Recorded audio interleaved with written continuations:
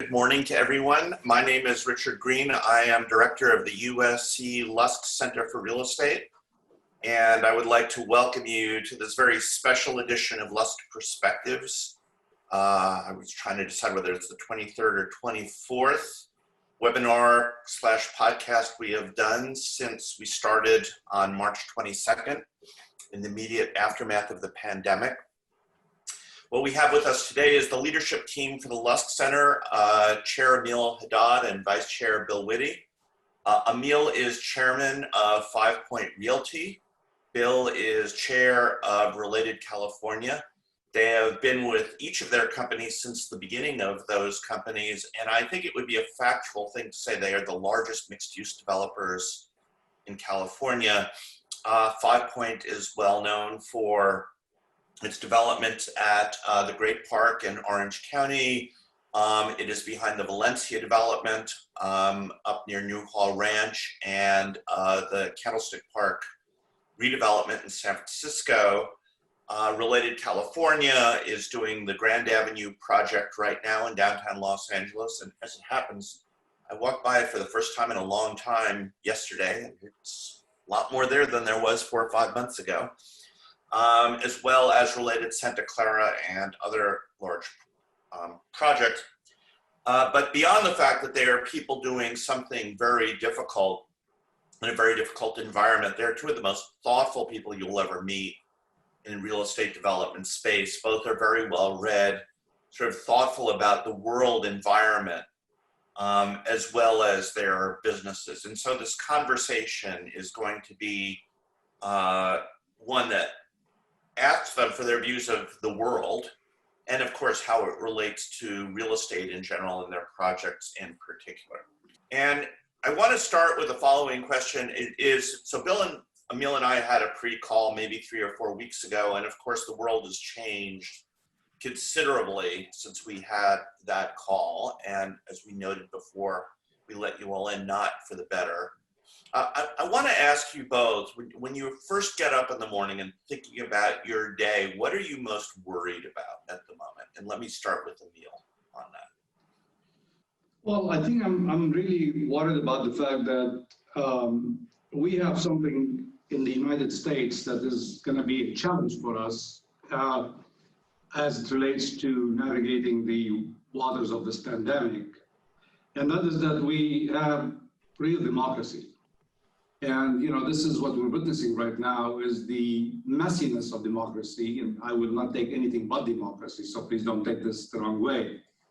But at the same time, what we're seeing today is we're seeing our numbers and the way we're trending is really driven a lot by people's ability to say no to government.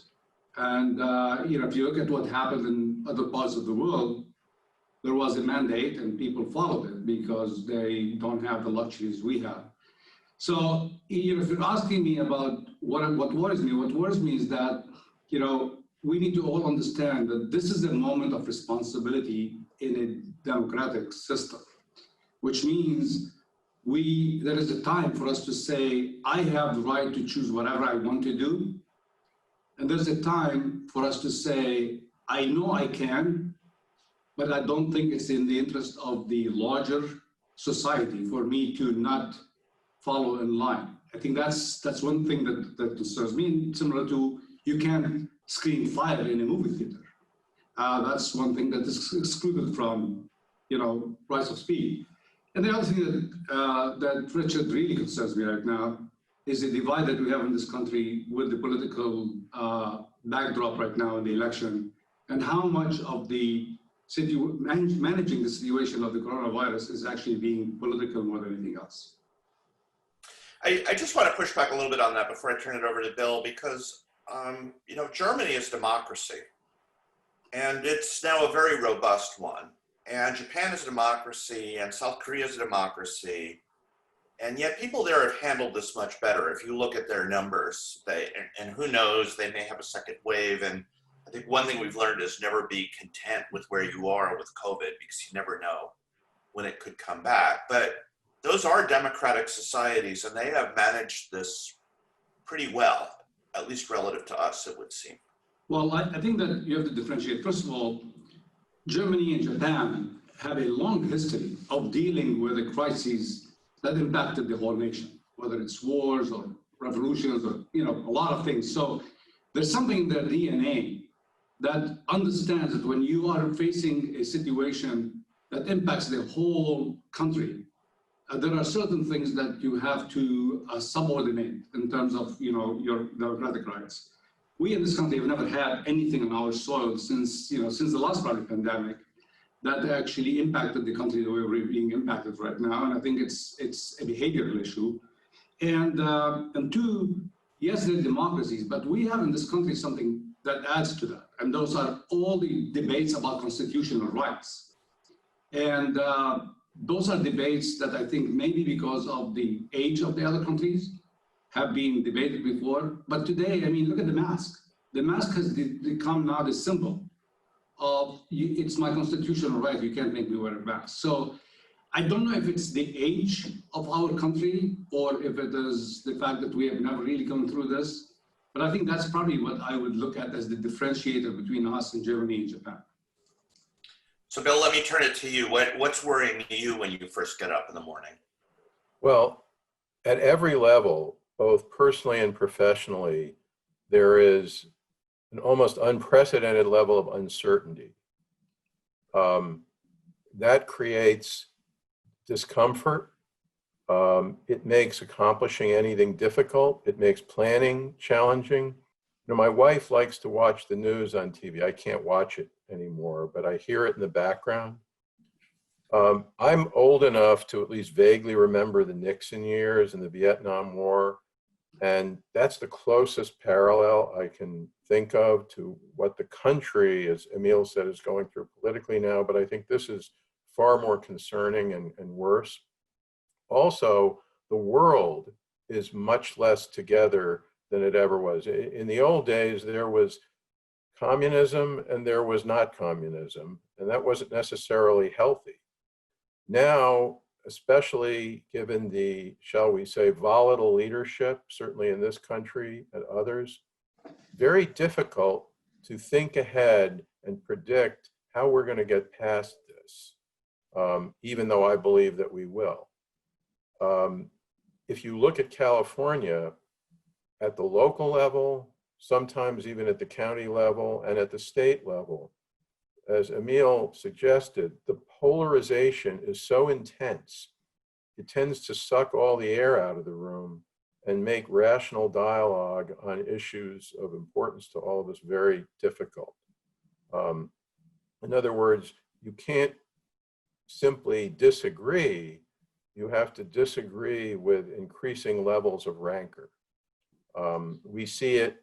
I'm in Orange County right now, and in certain parts of the county here, there's almost, there's a visceral opposition to wearing masks, notwithstanding the data and the cues from above.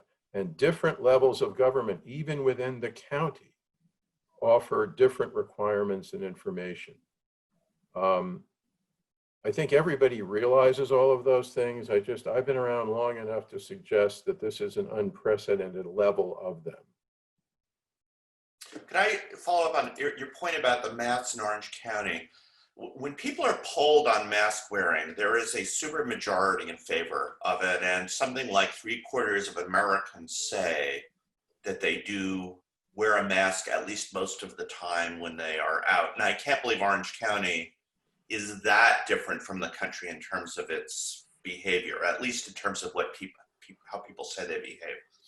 But the people who have been coming, the anti-maskers, I'll call them, have been extremely loud about it. And there was, in fact, a piece in the Orange County Register in the last couple of days about how at a hearing on masks, the head of whoever was having the hearing basically suppressed the pro-mask crowd and had of 20 people speak, 19 be anti-mask, while there were hundreds of written comments in support of masks.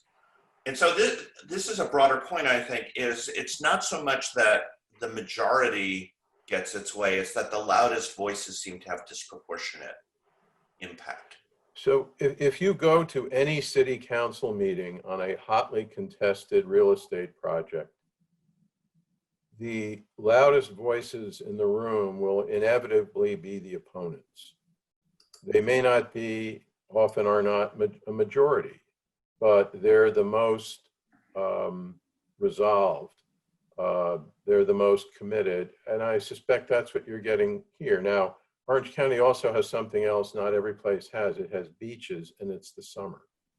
So I don't want to focus on Orange County, but it just goes to the larger question about polarization, that things have become so tribal. So let me move from sort of the broad, what are the issues out in the world, to talking about how you're rethinking your business, if you're rethinking your business at all. I can't believe you're not, in light of the events of, we'll say, the past 4.5 months since we sort of went indoors in mid-March. How has it influenced, or has it influenced, the speed at which you're doing things, your marketing approaches? Or have you decided there are things you're not going to do? What are the tangible impacts of this? And I'll go in reverse order this time and ask Bill to go first on this. Well, you know, it depends on what part of our business. We have an unusual business model in that we're a very large and active developer of affordable housing, as well as high-end urban and mixed-use developments. Starting in reverse, because it's the more challenging, in our two very large mixed-use projects on Grand Avenue and in Santa Clara, in the case of Grand Avenue, while under construction, and in Santa Clara about to start construction, we've had to rethink how much the components of our mix of uses, particularly on the retail side, how much we do. Grand Avenue has to be built all, is of course being built all at once, at least this phase. So you're having to make decisions midstream. Now, what we're not doing in either case is slowing down. You know, an option, albeit a challenging one, would be to say, let's just take the foot off the gas. But I think our view in general in the business sense is, if you have the opportunity to certainly get things entitled and approved, of course, Grand Avenue is under construction, Santa Clara is entitled, you should do that. You always want to be prepared for when opportunity presents itself. We are also looking to the possible normalization of construction costs. Doesn't help us in Grand Avenue, it might in Santa Clara. But the biggest challenge... Excuse me, Bill, why doesn't it help you in Grand Avenue? Well, we're already under construction and largely bought out. Okay, you're largely bought out. Okay, thank you. In the larger market rate world, we are the most active residential developer in San Francisco right now. Just had a very large project approved this week, another in the works. But our strategy, which was already in place, was, given where we are at the end of a cycle pre-COVID, is not to have large land acquisition costs, but rather enter into deals that were options. So we didn't have to close on land. We didn't have to get too heavily financially committed. We also have opportunities we're working on in Santa Monica and Hollywood, where we're using that same approach and it's working. And one thing that a crisis does is, in some quarters, it does inject some reality into landowners and joint venture partners. And the affordable side is very different. It's full speed ahead. There are some challenges which I will talk about later. We've just won RFPs for affordable housing in Mountain View, Lake Tahoe, South Lake Tahoe, Oakland, and just outside Sacramento. So the interest in and need for affordable housing is probably greater than ever. There are a variety of challenges, again, which in implementing these and executing on these, which we can talk about later. Just curious, so when you say a low-income housing, or affordable housing, is that all LIHTC stuff, or is it other kinds as well? With the exception of our Sacramento area project, which is a so-called missing middle project, an area that we hope to exploit in the months and years ahead. They're all low-income housing tax credit projects. Great. We also have an office in Portland, and in a year and a half, we're on our 5th and 6th project. They're all affordable, all 100% affordable. But So that through business LIHTC. is busy, yes. Through LIHTC. Got it. So Emile, how has this influenced how you're doing business? Well, let me start by saying that it is very dangerous for people who are taking this moment in time to shift their thinking radically from what they were thinking about before and change the strategy while we're here and try to extrapolate from this, because this is a very unusual time.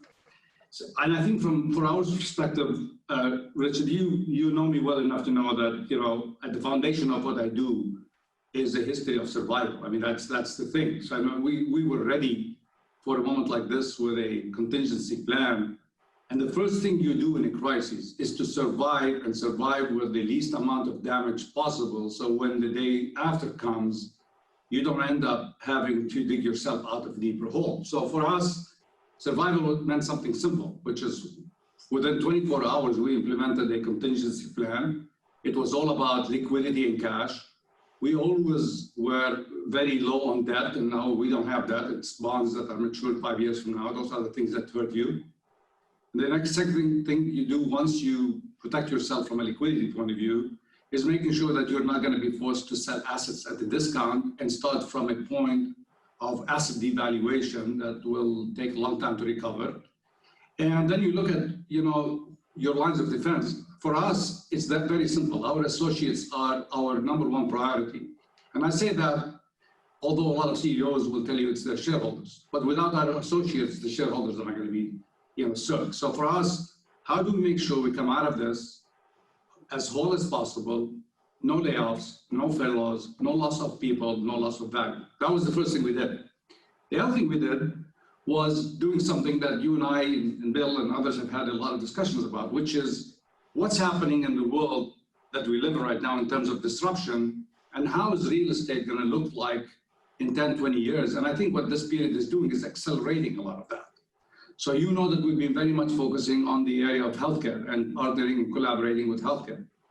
And I've been saying for a long time that I think technology is going to disrupt healthcare next, and telemedicine and artificial intelligence is going to be a big factor in that. So what this is doing now is accelerating that, because people who are not comfortable with telemedicine are having to do it today. So you know, from our perspective, what we're doing is saying, okay, well, we're going to survive this, and we're going to come on the other side of this.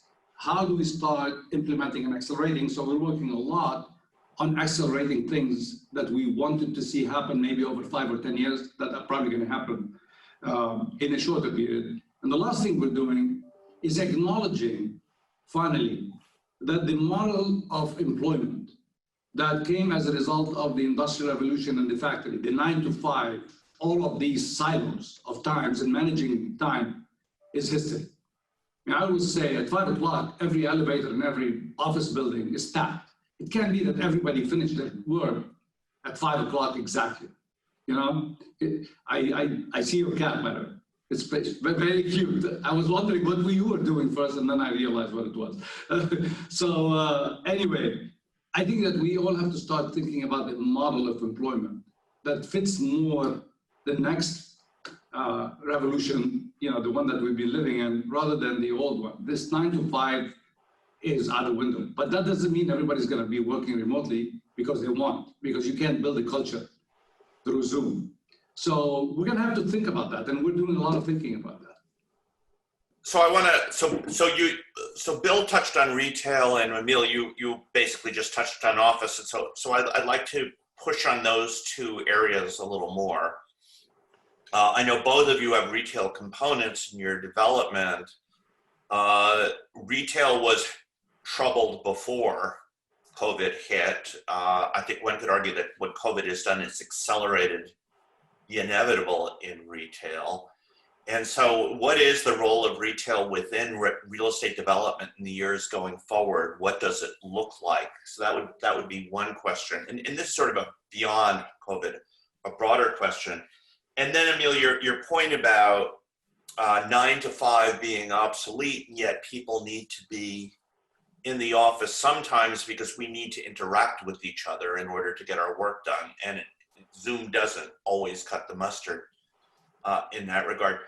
How do you see office playing out? What does our office space look like in the future? Is it hotel space, but with more distance between stations? How many days a week do people go into the office? How many days of the week do you need them to be in the office in order to get that culture building? So on the retailer office, I'll let either one of you go first, whoever would like, but if we could hear your thoughts about those two areas in greater depth, I know the audience would appreciate that. Well, on the subject of retail, or I'll just say non-residential space in mixed-use developments, you know, I think a point Emile made is worth noting. I'll give an example. We just opened a 550-unit, 40-story residential tower in the mid-market area of San Francisco. And it includes a significant and a historic component of the building, like 12,000 square foot, could be retail place. And we leased it to a company which was started, interestingly, by my niece, called TIA, which is about healthcare for women. And it's taken off for a variety of reasons. Now, that isn't where we would have been looking 6 months ago. And traditional players fell out as much because of COVID as because of changes in retail. So I think if you look at the history of quote unquote retail, it's always evolved over time. And there is always an opportunity to, if you stay ahead of the curve, to find an occupant of space. I think where you get in trouble is when you're so committed to, say, a movie theater at a time when the future of movie theaters may be more uncertain. So that's one comment. You know, we are not primarily a retail developer. It's an amenity in large mixed use projects, be it Grand Avenue or Santa Clara. And before COVID, food and beverage and entertainment had become the new retail. To some degree, if you look at demographics and consumer behavior, that is more a COVID phenomenon than a cycle or where we are in the retail world phenomenon. And I think the jury is out, not on whether there will still be demand there, but how quickly it will be able to be put back into play. So I agree with Bill, and I would just maybe look at it also from a little bit of a different angle. First of all, whether it's retail or office, everything is going to be all dependent on the behavior of the consumer. So you really have to start looking at what people are interested in. And there's one thing that we're seeing right now, at least in this country, in that socialization is extremely critical for people. People are taking the risk of infecting themselves. People are taking the risk of infecting their elderly because they cannot get away from being social. And I think that you have to look at that as the behavior that's going to drive a lot of space going forward. So I believe that we are going to be living in time where socialization is going to be at the heart of everything we need to think about, and two, unique experiences that people are looking for. People are not going to be going for the boilerplate. So whether it's retail or whether it's office, I think that we need to be thinking of the space as a space that attracts people for a unique experience and for a place that becomes more of a social experience.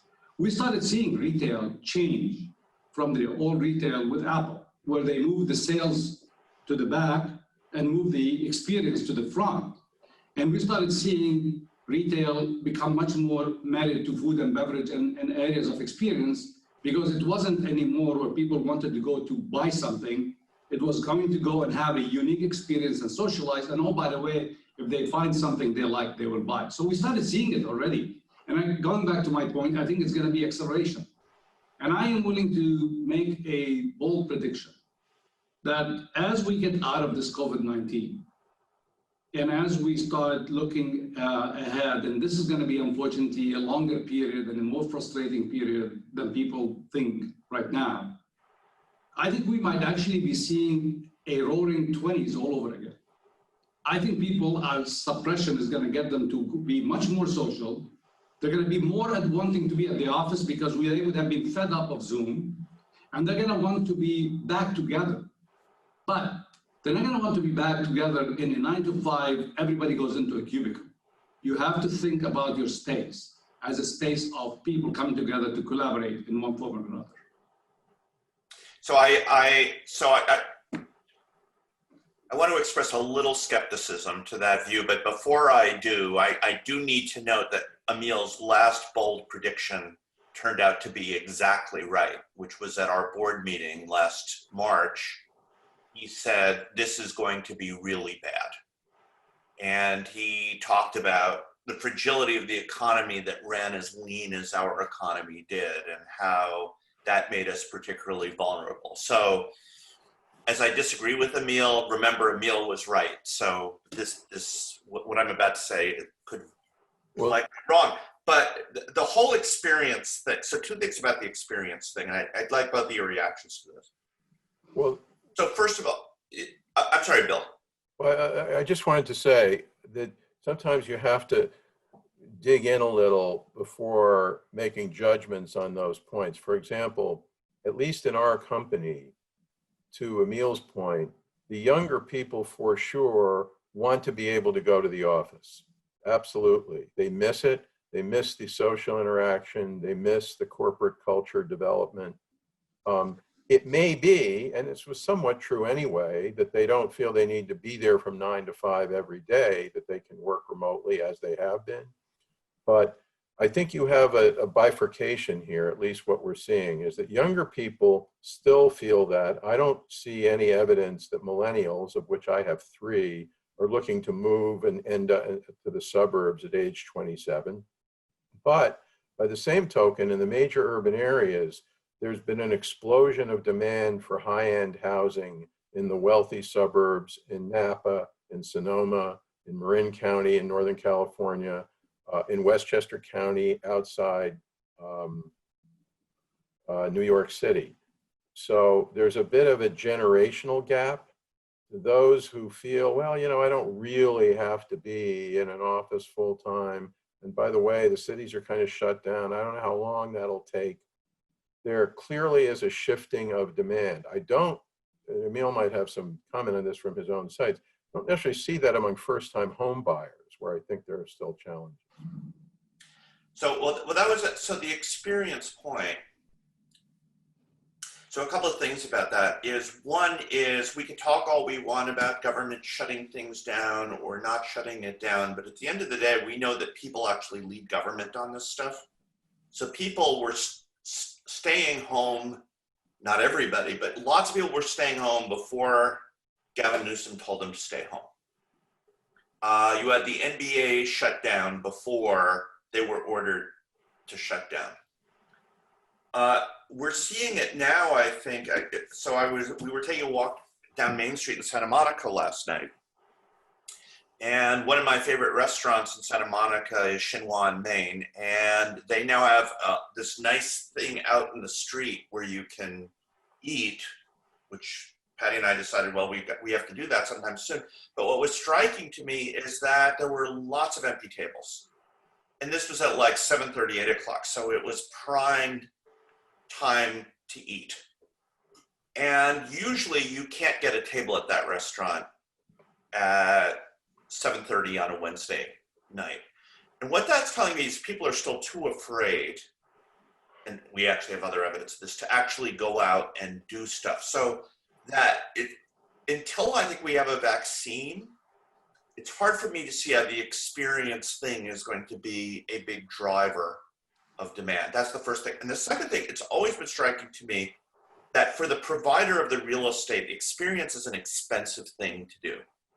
It requires heavy tenant improvements that need to be amortized over a period of years that also might involve a tenant that doesn't survive over that length of time in order to repay those tenant improvements. Now, maybe the spillovers happen in a mixed-use context that you could sell the houses for more, or the office space becomes more valuable as a result of having those amenities. But is an F&B focused center a sustainable center financially in the long term? So Bill, first of all, let me respond to make sure I clarify something. When I talked about the experience being at the heart of how we're going to have to think about things going forward, I was talking about it post-pandemic. As a matter of fact, I said that because I believe this pandemic is going to take longer and people are going to be much more frustrated with the situation of being separated and be at home, that's what's going to, I think, drive a lot of the anxiousness. Okay. So this is not today, and I agree with you. I mean, today, the people who are going and doing that are the people who either are in denial or they feel like they're, invincible. I lived through war, so I remember those days. I mean, there was always somebody sitting there, even though the bullets were flying, because they felt, okay, it's not going to hit me. So I think that that's key. The topic of sustainability of the F&B and retail. Today you have people who will stand in line in front of a Starbucks, pay a lot of money for a cup of coffee that I can't even pronounce the name of. And rather than having 5 cups of coffees, if they can afford it, they'll have 1. Today you have people who are looking for names of restaurants that only exist in one place and that had some unique thing about food. So I actually think for the right experience, people are willing to compromise quality for what they perceive as quantity. I think that, from my perspective, in order for us not to rely on others in the F&B and experience to be able to make sure that that amenity, as Bill mentioned, sustains, we're managing it ourselves. We're partnering with small people. Today, credit of a tenant doesn't mean anything to me. I'd much rather get, 100 small players in my space rather than rely on one that might go belly up tomorrow. And if out of the 100 small players, I create a very unique experience and 15% or 20% don't make it, I'm much better off than the whole concept of anchor. So to that point, Richard, a couple of examples. When we started out Santa Clara 6 or 7 years ago, the presumption was there would be 2 department store anchors. The notion of a department store anchor is now obsolete almost anywhere. So that's a scale question. But even before COVID, we saw in the F&B space, restaurants moving to more casual, even the high-end restaurants, fewer white tablecloth type efforts, even the fancier food purveyors opening fast casual places that could, even before COVID, accommodate a lot of takeout. So I don't see the demand for food and beverage being reduced. Obviously, the pandemic has to be brought under some control to change people's behavior, but the effective demand is there. The question is timing, and I think it will take a different shape. And to Emile's point, you will be lots more smaller players. You won't have as many large players, not just department stores, but other large users of space. And are lenders willing to finance places that don't have credit tenants? Or do you get does this mean your sources of capital just have to be different from traditional capital sources? Are you asking about financing the business or No. So it used to be when you'd underwrite so it used to be when a lender would underwrite a retail center, they would look at that's why all of our shopping malls became so boring, right? Is they all had the same tenants in them, because if basically you didn't have a line of credit as a tenant or rateable debt, you couldn't get, the developer couldn't get a loan refinanced or in place to build the shopping center in the first place. So you're both talking about that world is gone. You're talking about getting more niche tenants and getting diversification benefits from having a variety of tenants. But how do lenders look at that when they're underwriting?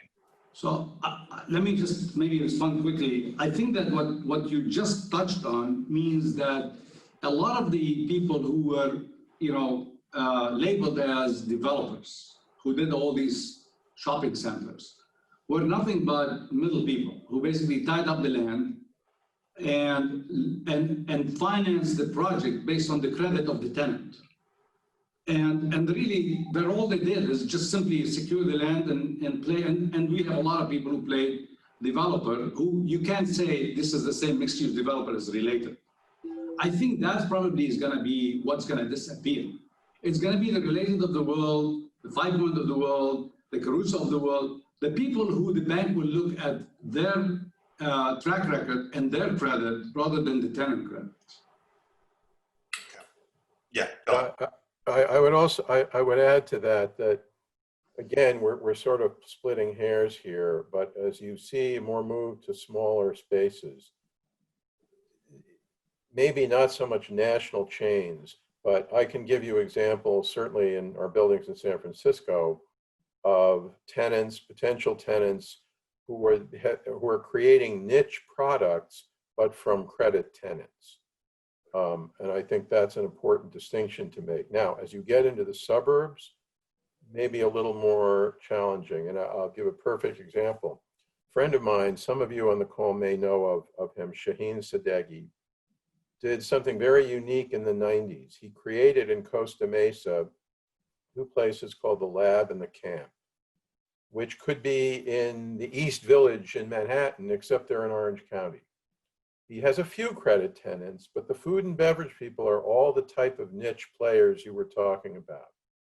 It takes initially a certain amount of equity, and it takes a discipline if someone's not making it to replace them with somebody else. So when you talk about how lenders view it, until COVID, where you had a unique product and enough equity, even a quote unquote smaller player was able to succeed because the rents per square foot would be very high.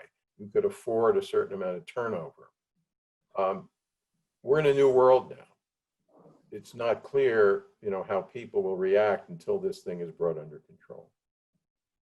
So I want to start turning to the audience. And by the way, I should note that among the audience is the current installment of the Ross program in real estate, which is happening right now. And so we have 25 really fine students from that program on the call.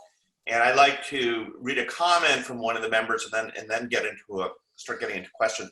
The comment is from Cindy Hansen, who's currently in the Ross program, and it is on the issue of masks. And she just said she's from Taiwan. And she says the reason they're so compliant is simply because of SARS, and they understand how important it is to protect them. And so that gets to Emile's point, is when you have memory of a catastrophe, you know how important it is to avoid having it happen again. The other thing gets to, I think, Emile's civil liberties point is Cindy says that the government really enforces the quarantine with GPS tracking to make sure whoever's infected and foreigners who land in Taiwan stay at their locations for 14 days before starting any activities. And that's something I can't imagine Americans tolerating. It is that kind of, although the fact of the matter is Verizon or AT&T know where you are at every point anyway. So sort of the idea that we really are not being watched, I think, is a little. Well, Richard, that's our biggest challenge right now, because in Germany or in other countries, they track you and they will know exactly where you were. And if you were in a part of the city that got infected, they will come take you from home and put you in quarantine for 14 days. You will have riots in the streets over here if we tell people we're going to track them and we're going to grab them from home and put them in quarantine because they were in. I mean, that's the challenge I was talking about. Yeah. So, go ahead, Bill. Richard, I don't know what different behavior will come out of this in that regard, but I would remind people that I think it was until 9/11, you didn't go through metal detectors at airports. I could be wrong on the timing, but all of a sudden, over the last 20 years, now there's metal detectors everywhere. We never had that before. So sometimes events like this trigger societal changes that then become, if not comfortable, somewhat routine. But Bill, to your point, if you don't go through the metal detector, you don't get on a plane. Right. The law is simple. Here, we don't say to people, if you don't wear a mask, you can't get out of home. Right. So, people don't drive 65 or 75 miles on the freeway because of cultural change. They do it because if they drive over that, they're going to get a ticket. And I think until you start really putting some teeth behind the mandates, people will feel like it's a suggestion. Well, by the way, given the resistance to exactly that type of regulation now, I'm wondering, Richard, maybe you remember, how did we ever pass national laws for seatbelts? It came down to Congress decided that states would not get transportation assistance if they didn't have those laws. Okay. And so it was money. Yeah. And we did go from 55% of us wearing seatbelts to 85% of us wearing seatbelts. So it's a good point. Because Bill, you raised the issue of social change, I am going to bring up a question. And again, I'm sorry, I'm going to step on the cue from the audience, but I think this is an important one to talk about. Is if you look at the Black Lives Matter movement, if you go back to before Charlottesville, there was net disapproval nationally of that movement. The most recent polling I've seen shows plus 20% approval for Black Lives Matter.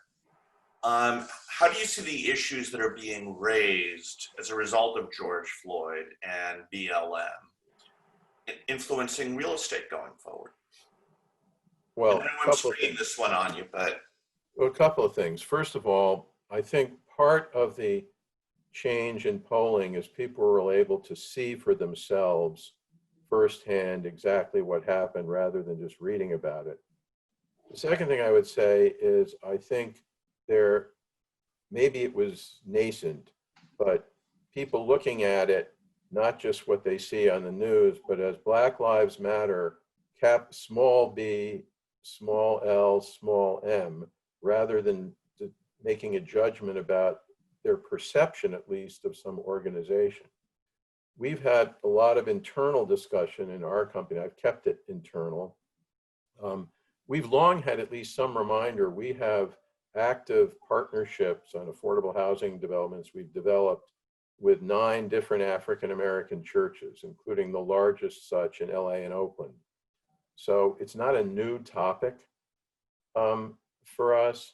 I think what I would say, though, that we've had the most reflection on internally is how little involvement, not only in the market rate real estate world, but even in the affordable housing world, there is of people of color, particularly Latino and African American.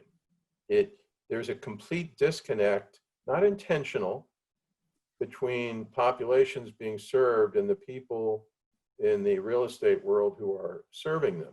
It's not bad faith. It's something that's, I will just say, has generated a lot of, the Ross program, USC in and of itself, by its relative uniqueness, is a comment on that. So Bill, Richard, you know how much that topic is near and dear to my heart, not the BLM as much as the whole issue of inequity that is now even highlighted more with the COVID-19. And that's why, we support Ross, and that's why we started the whole program of sustainable society. Because I go back to what lessons can we learn from the last revolution, the last 100 years, that we want to make sure we don't repeat going forward. And one of the things that we did is we abandoned the inner cities because they were not attractive to live during the factory era.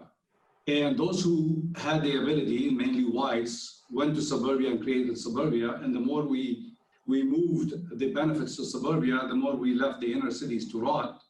Public education, all the issues that came. And then, we have now a huge inequity that exists. I hope that when people talk about Black Lives Matter or any Lives Matter, but Black Lives Matter is not only about meaning life and death, meaning Black Lives Matter. Let's make sure we bring back equity, education. Let's bring back things, because life is not about, am I dead or am I alive? This is all a movement out of an unfortunate situation where we saw somebody being, killed in essence. But I want to go beyond that. I want to talk about life, meaning we need to go back and redevelop the inner cities. We need to build back education like we're doing at USC in the inner cities. We need to provide job training. We need to be able to go back and lift people up so we can bridge the gap that exists today in society. And that's, I think, what we've been focusing on, as you know, and that's, I'm hoping, is what we're going to tell you. I tell you, being on the task force of the governor, probably the number one issue that has been highlighted more than any is the inequity issue, the digital divide issue, the fact that kids who are learning at school today are not getting the same education because some people have access to technology, some people don't. Those are issues that I think are going to accelerate, hopefully, the focus on fixing things that we need to fix. So actually, Emile, if you could tell us, excuse me, Emile, if you could tell us a little bit about that task force, because the audience may not be familiar with it. And then Bill, I'll turn it back over to you.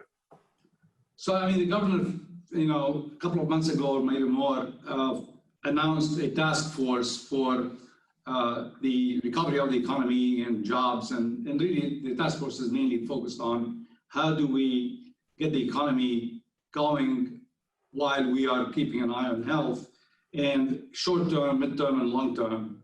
And it has some big names. I mean, I don't know how I ended up on it, but you have people like Rick Caruso on it, like Bob Iger, and like Tim Cook and others, and Janet Yellen. So he put together a group of people from business, from environmental, from labor, and teamed them with some of the government. And then we created committees where every one of the committees is focused on something. So I co-chair the Capital Market and Infrastructure Committee, where our focus is all on infrastructure, short-term and mid-term and long-term for job creation, and hoping that maybe this is a moment in time that allows us to do something we did back during the Great Depression. Not that I'm predicting Great Depression, when we built a lot of infrastructure to create jobs, and that's what enabled the country to really propel very quickly. So, we meet every other week as a task force on Zoom with the governor and the whole task force, and we have meetings, 2 meetings every other week with the infrastructure committee. So we'll see. I mean, it's still new, as you can imagine. Everybody's drinking from a fire hydrant right now, and a lot of it is focused on health, and there's a lot of opinions on it. Well, Richard, I was going to say, you asked how that we might see that in our businesses. I think one thing we're already seeing, I'll give you some examples. Our recent high-rise approval in San Francisco was part of a rezoning of a mid-market area at Van Ness Avenue and Market Street called the Hub. It includes 3 towers. There are ultimately 15 other sites. The Planning Commission and Board of Supervisors approval was conditioned on the Planning Department undertaking, with some specified community organizations, a study of the social and equity impacts of this, and how not so much it could be mitigated, but to Emile's point, of how it can be improved. We're seeing that in the Crenshaw district in LA right now. I wouldn't say sudden at all, but more of a focus on gentrification, and not whether it's good or bad, but how can we improve the lives of those who've stayed behind, who didn't move to the Inland Empire, for example.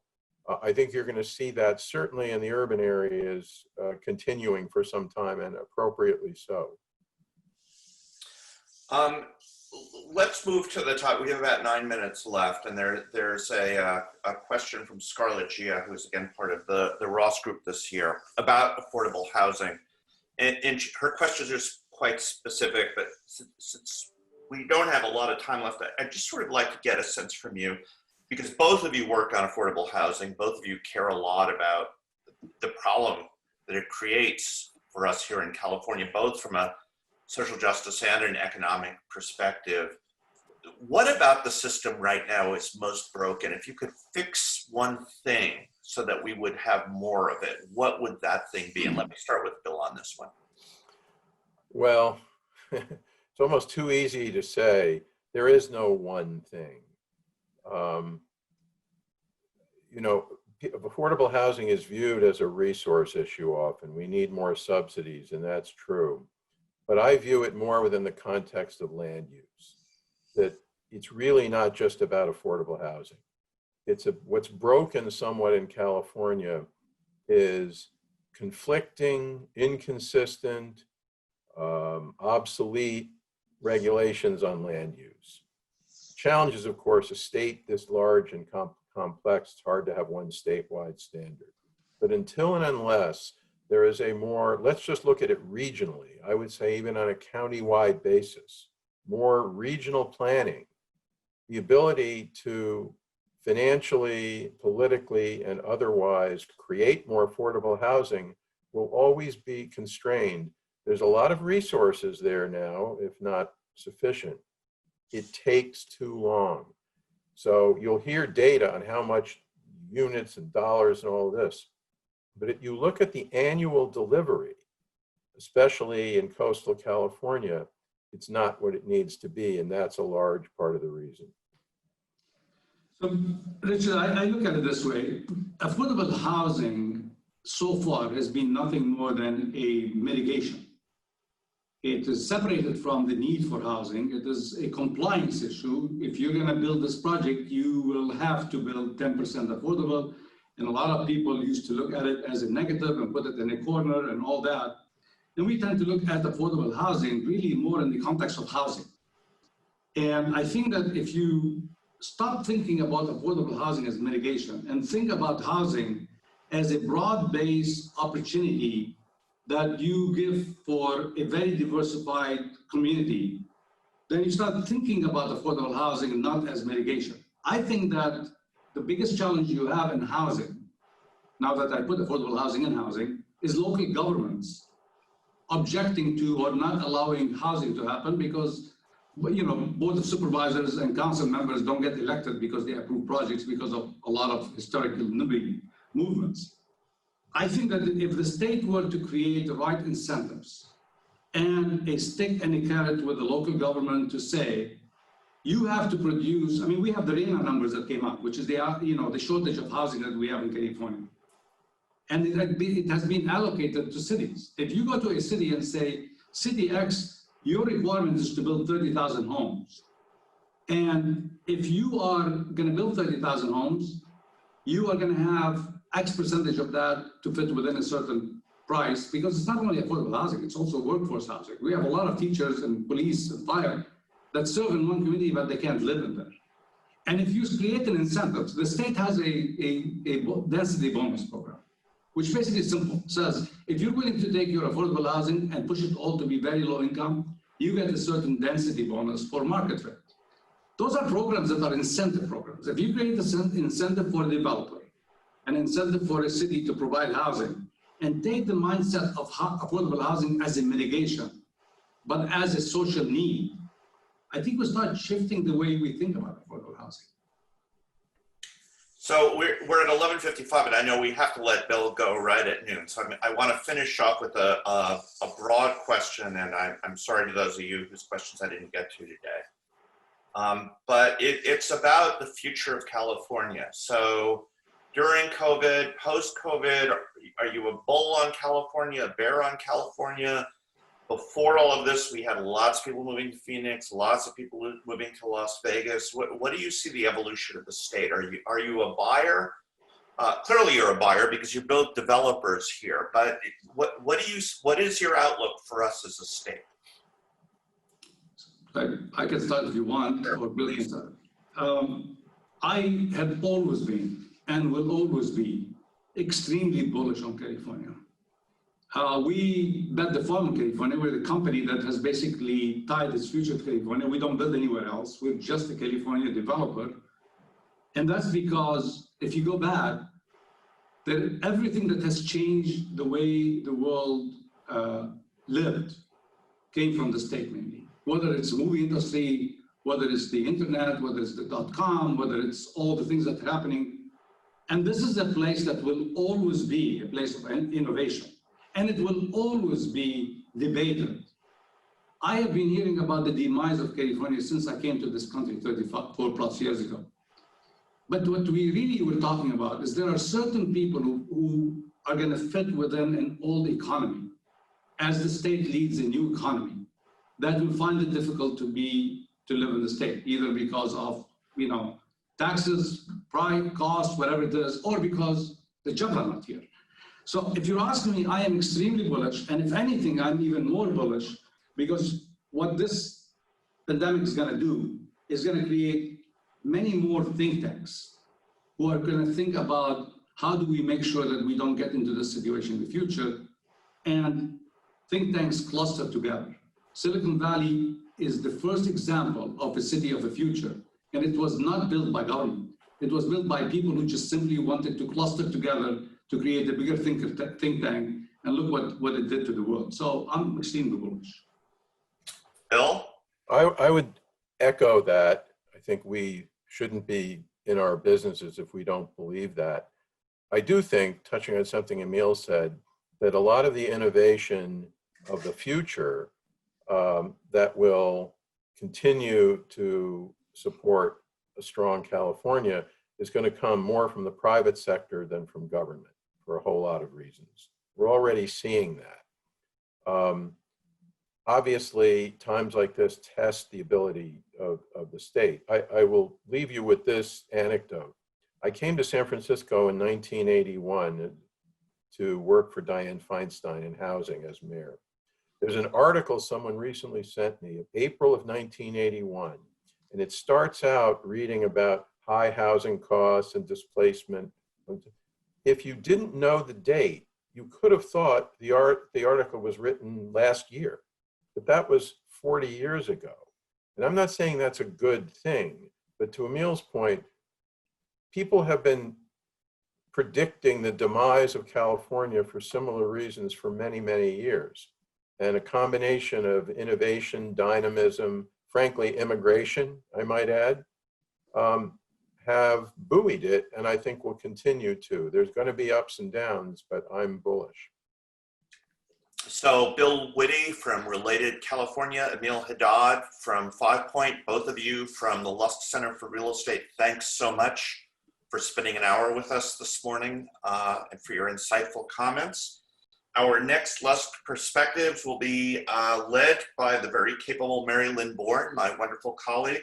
I will be missing for the first time as I'll be on vacation next week. So thank you all very much for joining us.